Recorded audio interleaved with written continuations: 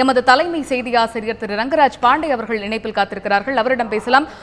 திரு பாண்டே, மாநிலங்களவையில் இன்று ஒரு முக்கியமான விவகாரம் குறித்து அமளியில் ஈடுபட்டு வருகிறார்கள். அதிமுக எம்பி சசிகலா புஷ்பா மற்றும் திமுக எம்பி திருச்சி சிவா ஆகியோருக்கு நடுவே கடந்த சனிக்கிழமை நடந்த ஒரு நிகழ்வு. அதற்கு பிறகு பல வகையான நிகழ்வுகள் நடந்திருக்கிறது. இந்த விவகாரம் இன்று மாநிலங்களவையில் பூதாகாரமாக வெடித்து அது பெரும் அமளியில் ஈடுபட்டிருக்கிறது. மாநிலங்களவையில் மக்கள் பிரச்சனை பேசக்கூடிய ஒரு இடத்துல தனிநபர் பிரச்சனை முக்கியமாக விவாத பொருளாகி இருக்கிறது இன்றைய தினத்தில். இது குறித்து உங்களுடைய பார்வை என்ன, திரு செய்தி ஆசிரியர்? அதான் அதுல நீங்க முதலே குறிப்பிட்ட போல இது ஒரு மிக முக்கியமான பிரச்சனை கிடையாது. ஆனா அது ஏன் மிக முக்கியமான பிரச்சனை ஆயிடுச்சு அப்படின்னா, சசிகலா புஷ்பாவோ திருச்சி சிவாவோ ரெண்டு பேருமே அவங்களுடைய தனிப்பட்ட பிரச்சனைய ஒரு பொது பிரச்சனையை மாநிலங்களவை உறுப்பினருடைய பாதுகாப்புக்கு அச்சுறுத்தல் அப்படின்னு மாத்த பாக்குறாங்க.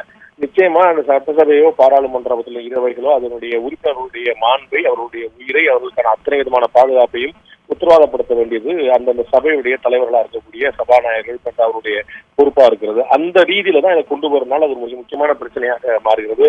அதனாலதான் அதிமுக திமுக உறுப்பினர்கள் மட்டுமின்றி பிற கட்சி உறுப்பினர்கள் தலைவர்களுக்கான நேர்ந்தது. எல்லோருக்குமே தெரியும், டெல்லி விமான நிலையத்தில் நடந்தது இரண்டு தனிநபர்களுக்கான பிரச்சனை.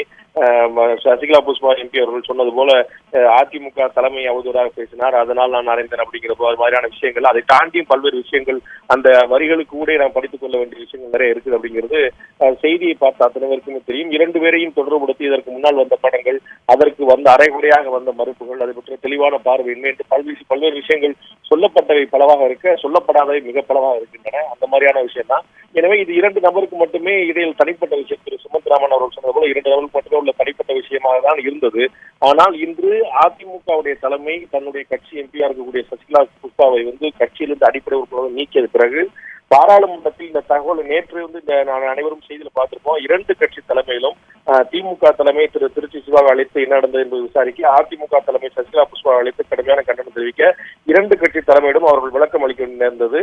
எதிர்பார்த்தது போலவே இது சசிகலா புஷ்பா இதற்கு முன்னாடி படம் வந்த போதே கடுமையான விமர்சனங்கள் இருந்தன. அப்போதே அதிமுக தலைமை அவரை கட்சியில் நீக்கிருக்கும் என்று எதிர்பார்க்கப்பட்ட நடவடிக்கை பாயும் என்று எதிர்பார்க்கப்பட்டது. அதே போல அதிமுகவுடைய செயற்குழு அதிமுகவுடைய தலைமை நிலையத்தில் நடந்த போது அப்போதே இந்த விஷயத்தை மறைமுகமாக குறிப்பிட்டு தமிழக முதலமைச்சரும் அதிமுக பொதுச்செயலாளர் கூடிய செல்வி ஜெயலலிதா அவர்கள் கடுமையான கண்டனத்தை தெரிவித்ததாக அதிகாரப்பூர்வ மற்ற தகவல்கள் தெரிவித்தன. அது ஒரு மிகப்பெரிய அதிருப்தியை அவருக்கு ஏற்படுத்தியது. ஒரு இளம் பெண்ணாக இருக்கக்கூடியவர், அவருக்கு நிறைய வாய்ப்புகள் நாம் கொடுத்தோம். சின்ன வயசுல அவங்களுக்கு நிறைய வாய்ப்புகள் இருந்தது. இன்னும் பெரிய வாய்ப்புகள் உயர்வு கொடுத்திருக்க முடியும்.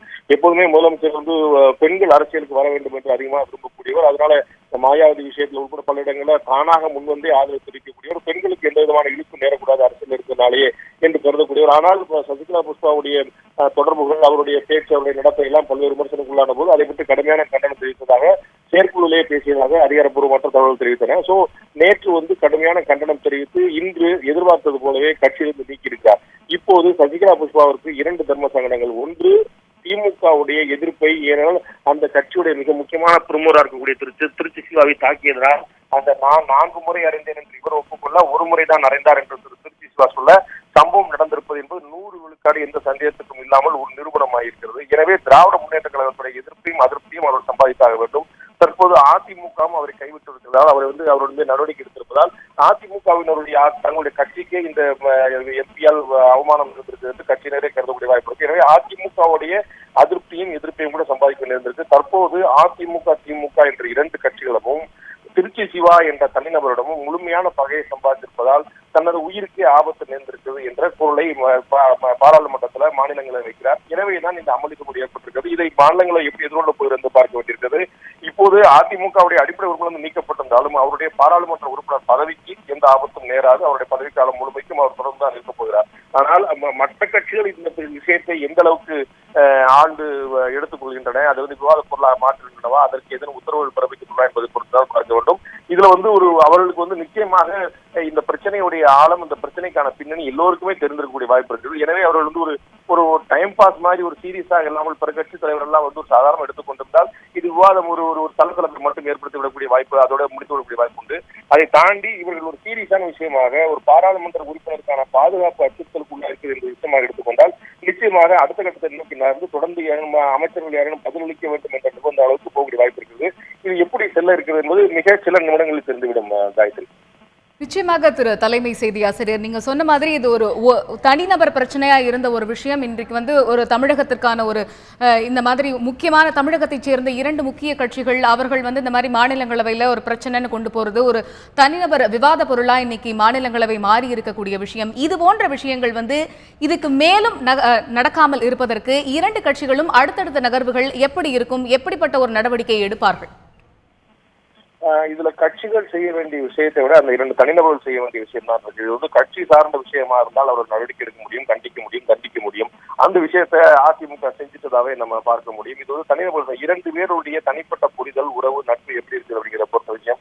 அது வந்து பல குடும்பங்கள்ல பல இடங்கள்ல ரொம்ப அக்லியா, ரொம்ப வந்து ரசக்குறைவாக போயிருக்கக்கூடிய காலகட்டங்கள பல இடங்கள்ல நம்ம பார்த்திருக்கிறோம். அரசியல்ல இது இன்னும் சாதாரணமான விஷயமாவே பார்க்கப்படுகிறது. அரசியல்ல வந்து இது போன்ற தொடர்புகள், உறவுகள், நட்புகள் வந்து ரொம்ப இயல்பா இருக்கக்கூடியது நம்ம பார்க்கிறோம். தமிழகத்தை பொறுத்தவரை 2 கட்சிகள், இந்த அதிமுக திமுகவை சேர்ந்தவர்கள் குடும்பத்துல சம்பந்தமே பண்ணிக்க முடியாது அப்படிங்கிற அளவுக்கு ஒரு கடுமையான ஒரு எதிர்ப்பும் அதிருப்தி போக்கும் வந்து இந்த தமிழக திராவிட கட்சி அரசியல்ல வந்து வேறுபடக்கூடிய நிலைமையில இந்த 2 பேருக்கும் இடையில இருக்கக்கூடிய தன்மை எப்படிங்கிறது ஒரு மிகப்பெரிய கேள்விக்குறி எழுப்பியிருக்குது. இது வந்து ஒரு தொடர் சிக்கல் ஏற்படுத்தி இந்த இருவருமே இந்த பிரச்சனையை வளர்ப்பது நமக்கு நல்லதல்ல, நம்மை பற்றிய சமூக எண்ணத்திற்கும் நல்லதல்ல. நிச்சயமாக நல்லெண்ணத்தை பயக்காத திருச்சி சிவா அவர்கள் ஒரு நல்ல பார்லிமெண்டரியாக மிகப்பெரிய பெயரையும் புகழையும் பெற்றவர். அவர் தொடர்ந்து பல்வேறு விஷயங்கள்ல நடிக்கிறவர்கள் விஷயமா இருக்கட்டும், இல்லாட்டி 3ஆம் பாலினத்தவர் விஷயமா இருக்கட்டும், பல்வேறு விஷயங்கள ஒரு தனிநபர் மசோதாவை கொண்டு வந்து பாராளுமன்றத்தை குரல் எழுப்பி மிக முக்கியமான ஆழமான பல பார்வைகளை வெளிப்படுத்தியவர்.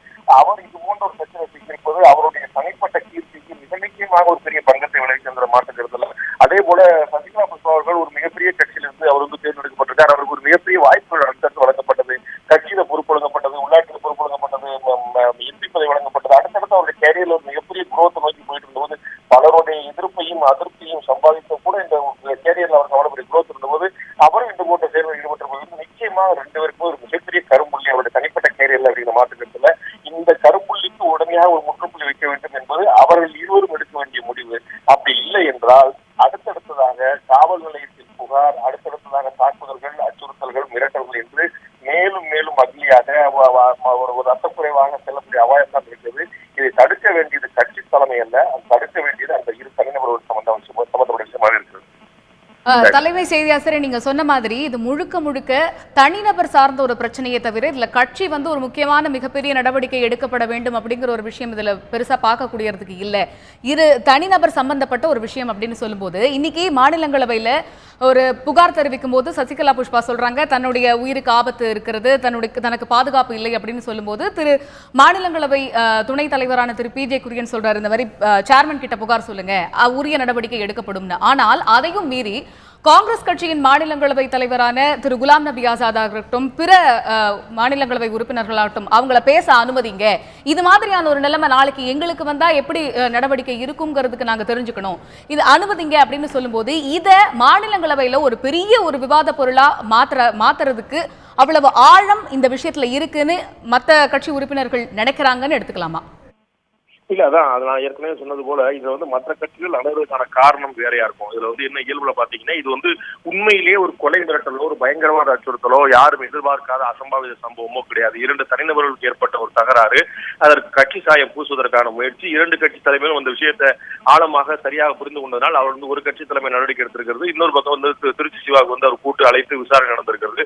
சோ இதுல வந்து நிச்சயமாக தனிப்பட்ட விவகாரம் என்பது பாராளுமன்றத்தில் இருக்கக்கூடிய மாநிலங்களில் இருக்கக்கூடிய அத்தனை தலைவர்களுக்கும் பாராளுமன்ற உறுப்பினர் நிச்சயமாக தெரியும். அதை தாண்டி இவர்கள் இதை ஒரு அரசியல் பிரச்சனையாக, ஒரு அவதூறுக்கான விஷயமாக, ஒரு அவமதிப்புக்குரிய விஷயமாக, குறிப்பிட்ட கட்சி பற்றிய விவாதத்துக்கு உள்பட வேண்டும். அதிமுகவுடைய MP இந்த மாதிரி நடந்து கொண்டார், திமுகவுடைய முக்கியமான பிரமுகர் இந்த மாதிரி சிக்கிக் கொண்டார் என்று மாறி மாறி ஒரு தூபம் போடுவதற்கான சந்தர்ப்பமாக பயன்படுத்திக் கொள்ள பார்க்கிறாங்க அப்படிங்கிறத நம்ம பொறுத்திருந்து பார்க்கணும். இது விவாத பொருளாக வரும்போது அவர் சொல்லக்கூடிய விஷயம் நாளைக்கு எங்களுடைய பாதுகாப்பு அச்சுறுத்தல் ஏற்படலாம் இல்லையா, எனவே விவாதிக்கிறோம் என்று சொல்லலாம். நிச்சயமாக அது ஒரு அடிப்படையான காரணம் தான். ஆனால் இப்ப இருக்கக்கூடிய தருணத்துல இவர்களுக்கு வந்து ஒரு உயிருக்கான அச்சுறுத்தலோ இல்லாட்டி மிகப்பெரிய ஆபத்தோ இல்லாட்டி வேற எங்கேயும் கேடோ நிச்சயமாக இல்லைங்கிற நம்ம அடிப்படையில் நம்ம புரிந்து கொள்ள முடியும். ஒரு பிரச்சனை என்னன்னா 2 தனிநபருக்கு இடையில இருக்கக்கூடிய விஷயத்தை எதிர்கொள்றாங்க. இப்ப அதிமுகவுடைய மாநிலங்களவை உறுப்பினர்கள் மற்றவர்களுக்கு வந்து ஒரு இன்ஸ்ட்ரக்ஷன் சரியான விஷயத்துக்கு போய் சேர்ந்திருக்கக்கூடிய வாய்ப்புகள் இல்லை. எனவே அவர்கள் எப்படி இதை எதிர்கொள்ள போறாங்க அப்படிங்கிறத பார்க்கணும். ஏன்னா அதிமுகவுடைய அடிப்படை உறுப்பினர் குழுக்கள் நீக்கப்பட்டிருக்காங்க. ஸோ அந்த கட்சியுடைய மாநிலங்களவை தலைவராக இருக்கக்கூடிய திரு நவநீத கிருஷ்ணனோ மற்றவர்களோ அவர்களுக்கு எப்படி டீல் பண்ண போறாங்க, அதிமுகவுடைய மற்ற மாநிலங்களவை உறுப்பினர் எப்படி டீல் பண்ண போறாங்க பொறுத்து வந்து பார்க்கணும். இவங்களை இவங்களை பொறுத்தவரைக்கும் மாற்று கட்சி காங்கிரஸ் கட்சியோ பிற கட்சிகளோ திமுகவோ மற்றவர்கள் வந்து நிச்சயமாக இது ஒரு சின்ன ஒரு அரசியல் ஆதாயத்திற்கான வாய்ப்பு இருக்கிறது. எப்படி பயன்படுத்த போறாங்கன்னு பார்க்கணும். பட் நிச்சயமா இது வந்து ஒரு ஜென்ரிக்கான ஒரு சோசியல் இஷ்யூ கிடையாது.